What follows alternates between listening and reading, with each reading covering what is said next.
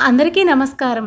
ఈ వీడియోలో బతుకమ్మ పండుగ యొక్క విశిష్టత, అసలు బతుకమ్మ అనే పేరు ఎలా వచ్చింది, బతుకమ్మ పండుగ వెనుక ఉన్న పురాణ గాథ ఏంటి, ఇంకా ఈ 9 రోజులు బతుకమ్మని ఏ ఏ పేర్లతో పూజిస్తారు, ఏ ఏ నైవేద్యాలు సమర్పిస్తారో ఇప్పుడు తెలుసుకుందాం.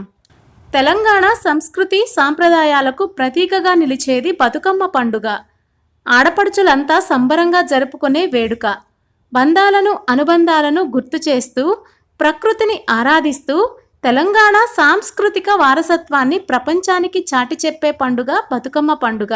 ఇదో పూల పండుగ, ప్రకృతిని పూజించే పండుగ. 9 రోజుల పాటు ఆడిపాడి గౌరీదేవిని అత్యంత భక్తి శ్రద్ధలతో పూజించే తెలంగాణకే ప్రత్యేకమైన పూల సంబరం బతుకమ్మ పండుగ. మహాలయ అమావాస్య నాడు ఎంగిలి పూల బతుకమ్మగా ప్రారంభమయ్యే సంబరాలు 9 రోజుల పాటు సాగి సద్దుల బతుకమ్మ రోజు గౌరమ్మను సాగనంపడంతో ముగుస్తాయి. ఈ 9 రోజుల పాటు మహిళలు చేసే హడావిడి అంతా ఇంతా కాదు.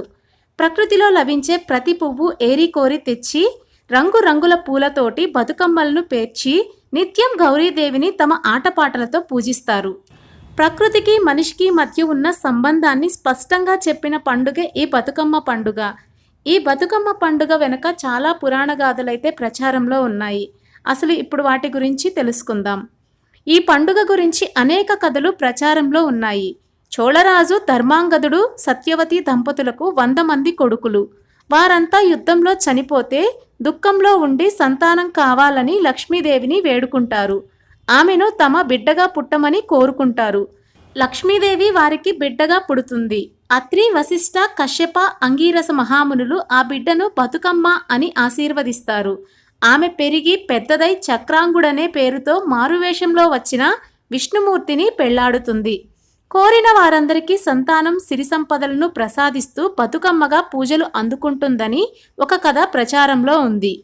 మరో కథనం ప్రకారం మహిషాసురుడిని యుద్ధంలో వధించిన పార్వతి అలసిపోయి స్పృహ తప్పి పడిపోతుంది. దీంతో మహిళలంతా ఆమె చుట్టూ చేరి బతుకమ్మ బతుకమ్మ అని ప్రార్థిస్తారు. ఆశ్వీజ శుద్ధ పాడ్యమి నాడు దేవి స్పృహలోకి వస్తుంది. అప్పటి నుంచి పార్వతీదేవిని బతుకమ్మగా 9 రోజులు పూజించి పండుగ జరుపుకుంటారని కూడా చెబుతారు. ఇంకో కథ ఏమిటంటే, ఒక రైతుకు 6 బిడ్డలు పుట్టి చనిపోతారు. 7వ బిడ్డను నీవైనా బతుకమ్మ బతుకు అని పెద్దలందరూ ఆశీర్వదిస్తారు. ఆమె పెరిగి పెద్దదై ఒకరోజు తన వదిన ఆడపడుచులతో చెరువులో స్నానానికి వెళుతుంది. అక్కడి వారి బట్టలు తారుమారవుతాయి. దీంతో గొడవ జరిగి వదిన బతుకమ్మను చంపి చెరువు గట్టున పాతిపెడుతుంది. బతుకమ్మ తండ్రికి కలలో కనిపించి విషయమంతా వివరించి తాను చెరువు గట్టున తంగేడు చెట్టుగా వెలిశానని చెబుతుంది. తండ్రి దుఃఖాన్ని తీర్చడానికి తన పూలతో ఆడపడుచులు బతుకమ్మను పేర్చుకొని ఆడుకోవాలని చెబుతుంది. ఆమె కోరిక ప్రకారమే బతుకమ్మ వెలిసిందని కూడా అంటారు. ఈ విధంగా పురాణ గాథలు ప్రచారంలో ఉన్నాయి. ఇక ఈ బతుకమ్మ పండుగలో పూలనే వాడటానికి కారణం ఏంటో ఇప్పుడు తెలుసుకుందాం. మహిళలంతా బతుకమ్మలతో చెరువుగట్టు మీద చేరి జీవితానుభవాలను, అనుభూతులను, పౌరాణిక గాథలను లయబద్ధంగా పాడతారు. బతుకమ్మలో ప్రతి పువ్వుకు విశిష్టత ఉంది. తంగేడు పువ్వుకి ఎక్కువ విశిష్టత ఉంది. దానికి కారణం అది గుత్తులు గుత్తులుగా విరబూస్తుంది. తమ సంసారం కూడా అట్లా పచ్చగా పుష్టిగా ఉండాలని మహిళలు కోరుకుంటారు. వాసన లేని పూలను దేవుని పూజకు వాడరు. బతుకమ్మకు ప్రకృతిలో దొరికే ప్రతి పువ్వును వాడతారు.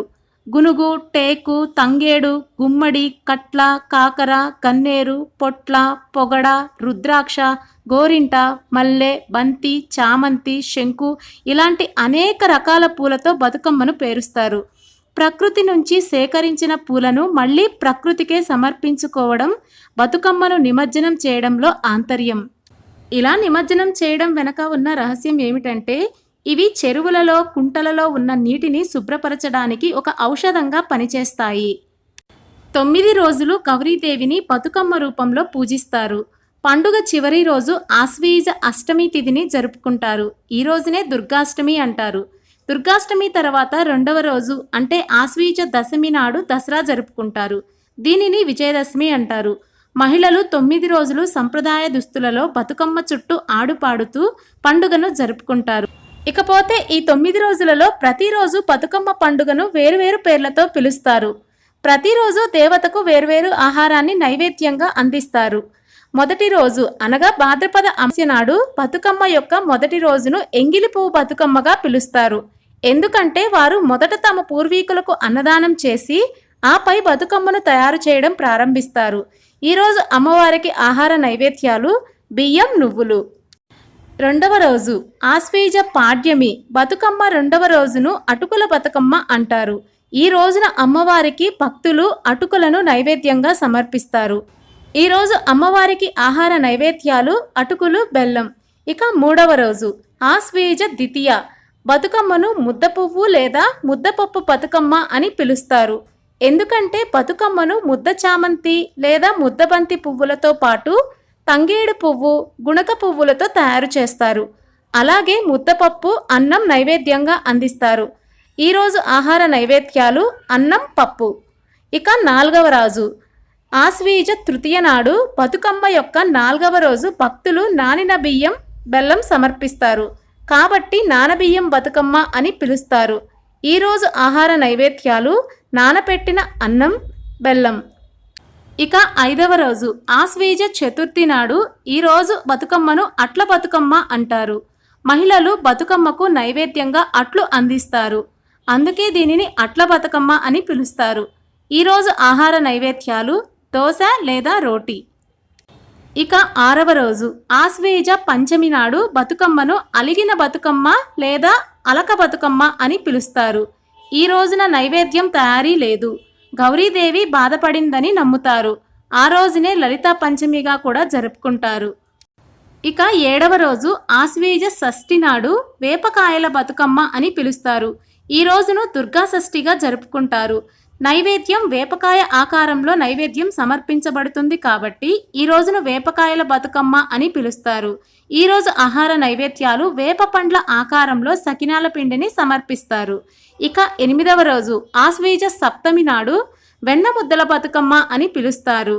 ఈ రోజున భక్తులు వెన్నతో నైవేద్యం సమర్పిస్తారు. అమ్మవారికి ఆహార నైవేద్యాలు నువ్వులు, బెల్లం, నెయ్యి, వెన్న. ఇక అతి ముఖ్యమైన రోజు తొమ్మిదవ రోజు ఆశ్వీజ అష్టమి నాడు బతుకమ్మను సద్దుల బతుకమ్మగా పిలుస్తారు.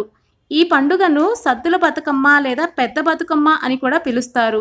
ఈ రోజున బతుకమ్మను 8 రోజుల కంటే పెద్ద పరిమాణంలో వివిధ పూలతో తయారు చేస్తారు. అమ్మవారికి ఆహార నైవేద్యాలు ఈ రోజున 5 రకాల అన్నం, ఒక తీపిని సమర్పిస్తారు. అమ్మవారికి ఆహార నైవేద్యాలు పెరుగన్నం సద్ది, నిమ్మకాయ పులిహోర సద్ది, చింతపండు పులిహోర సద్ది, చింతపండు కొబ్బరి అన్నం సద్ది, నువ్వుల అన్నం సద్ది, మళ్ళీదా. నైవేద్యాలు ప్రాంతాల వారీగా మారవచ్చు, కానీ చాలా ప్రాంతాలలో భక్తులు ఈ ఆహారాలనే సమర్పిస్తారు. మరి తెలుసుకున్నాం కదా బతుకమ్మ పండుగ యొక్క విశిష్టత, పండుగ వెనుక ఉన్న పురాణ గాథలు, ఇంకా 9 రోజులు బతుకమ్మను ఏ విధంగా పిలుస్తారు, ఏ ఆహార నైవేద్యాలు సమర్పిస్తారు అనే విషయాలన్నింటినీ. మరి ఈ వీడియో నచ్చితే తప్పకుండా లైక్ చేయండి, షేర్ చేయండి. ఇంకా మన ఛానల్ని ఫస్ట్ టైం చూస్తుంటే కనుక సబ్స్క్రైబ్ చేసుకోవడం మాత్రం మర్చిపోకండి.